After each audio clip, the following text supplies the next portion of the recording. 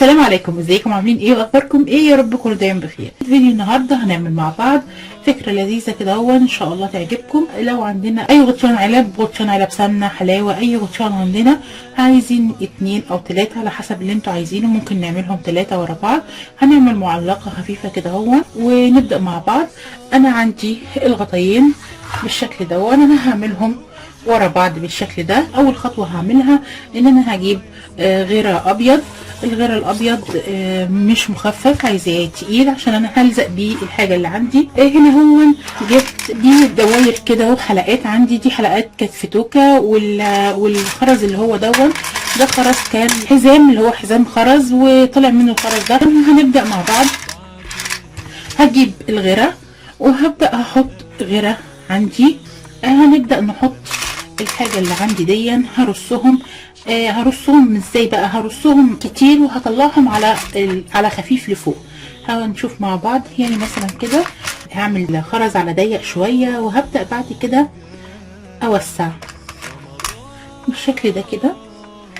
يبقى انا عملت ضيقت هنا شويه وجاي من ضيق على واسع. هجيب عندي خرز او رز او اي حاجه. انا عندي هنا هو في معطر بيجي في اكياس زي كده، المعطر ده بيبقى جواه خرز كده مرمي وريحته راحت، ما بقاش نافع خلاص. انا هجيبه وهبدا هحط منه في الجزء اللي هنا ده فوق هنا كده. هعمل نفس اللي انا عملته، هوزعه والزقه هنا كتير. هبدا بعد كده هعمله برضو على خفيف. طبعا لو في خرز ماشي، اي حاجه موجوده، رز، خرز، اي حاجه هتنفع. احاول بس اهم حاجه ان انا ما الزقهمش، ما اخليش حاجه لازقه في بعض. احاول ان هم نبعدهم بالشكل ده. انا ما عملتش اي حاجه، الموضوع سهل خالص. تمام. هسيب اللي انا عملته ده ينشف. بعد كده هعمل التانية كمان وهدهن. عملت الغطيين اللي عندي وسبتهم ينشفوا. هما بينشفوا كده هعمل ايه؟ هجيب الصنفرة اللي عندي وانا عايزة اعمل نجوم بالشكل ده كده من الصنفرة. هعملها ازاي؟ انا عندي النجوم اللي هي الفسفوري دول سايباهم زي اسطمبات عندي كده، بعمل بيهم اي نجوم انا عايزاها. هجيب النجوم هرسم على ظهر الصنفرة كده النجوم اللي انا عايزاها بالشكل ده، وهجيب المقص واقصهم بالشكل ده كده. انا كده قصيت النجوم. طبعا انا لو عندي نجوم من دي ممكن احطها على طول، بس انا ما عنديش غير دول. لو ما عندناش صنفره ممكن نقص برضو النجوم دي بالفوم. دلوقتي الخطوه اللي عندي ان انا هدهن النجوم دي. احنا لو عندنا سبراي رش هيبقى اسهل نرشهم اللون طبعا اللي احنا عايزينه. انا هعملهم باللون الفضي. فانا هنا هاجي هجيب اللون اللي عندي، هدهن الصنفره. فكرة النهاردة فكرة بسيطة ما فيهاش شغل كتير، وان شاء الله تبقى سهلة، عشان في ناس كتير قالوا لي تعملي حاجات صعبة. هحاول انوع حاجات تانية برضو. المهم هدهنهم كلهم واسيبهم ينشفوا، يكون الحاجه اللي هناك نشفت. نشوف بعد كده الخطوه اللي بعد كده ايه وهنعمل ايه. كده الحاجه بقت بالشكل ده بعد ما نشفت. الخطوه اللي عندي دلوقتي ان انا هبدا ادهن. فهجيب اللي هي التلوينه دي، هجيب اسود وهجيب غيره ابيض او ورنيش مائي، يا غيره يا ورنيش، اي حاجه من الاثنين. التلوينه دي ما بتنشفش بسهوله، فلازم نحط معاها حاجه تساعدها ان هي تنشف. فانا هحط كده التلوينه اللي عندي وهحط غيره ابيض. طبعا بعد ما بعمل اللون بدهن كل الحاجة اللي عندي، المنظر اللي عندي بدهنه كله، ما بسيبش فيه اي اجزاء خالص، بحاول املى كله. ولو انتم اول مرة تشوفونا وتشوفوا القناة والفيديوهات عجبتكم وشغلي عجبكم، يا ريت تشتركوا معايا في القناة وفعلوا زر الجرس عشان يوصل لكم مني كل جديد. وزي ما قلت لكم زر الجرس هندوس على علامة الكل علشان يجيلنا كل الاشعارات اللي انا بالفيديوهات الجديده عشان تشوفوا كل جديد. هكمل كل الحاجه اللي عندي، هدهنها كلها اسود والجناب بتاعتها كله، وبعد كده نرجع نشوف الخطوه اللي بعد كده هنعمل فيها ايه. هنا كده الحاجه بعد ما نشفت بقت عندي بالشكل دون. هجيب عندي الدهان الفضي. طبعا احنا زي ما قلت لكم قبل كده ممكن نعمل اي الوان احنا حابينها، يعني ممكن نعمل ذهبي، ممكن نعمل اي لون بقى احنا حابينه، بس انا هعمل فضي.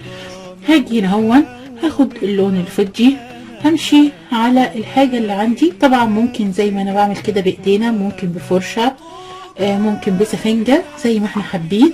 كده بعد ما خلصت الغطيين بقى بالشكل ده كده، هجيب النجوم اللي كنت عاملاها بالصنفره وهبدا بقى احطها ارصها. فبس انا مش هرصها في النص، انا هعملها بدوبك على الحروف. هجيب الشمع وهبدأ ألزقهم. طبعا احنا ممكن نحط اي حاجة بقى نحبنها، لو مش عايزين نحط نجوم ممكن نحط ورد. احط في الجنبين هنا وهنا كده بالشكل ده كده زي ما احنا شايفين، شكلها بقى جميل جدا.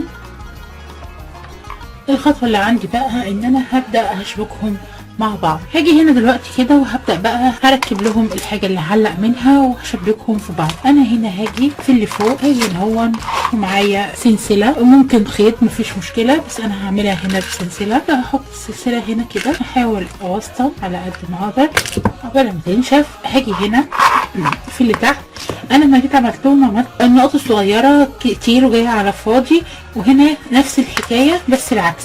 فانا هحاول اظبطهم قصاد بعض. هحاول برضو اشوف اعلى نقطة هنا واعلى نقطة هنا، وهجيب ابرة وخيط، اي ابرة واي خيط مش مشكلة. او ممكن برضو لو في سلسلة، انا ما عنديش سلسلة زي دي تاني، فانا هعملهم ابرة وخيط كده.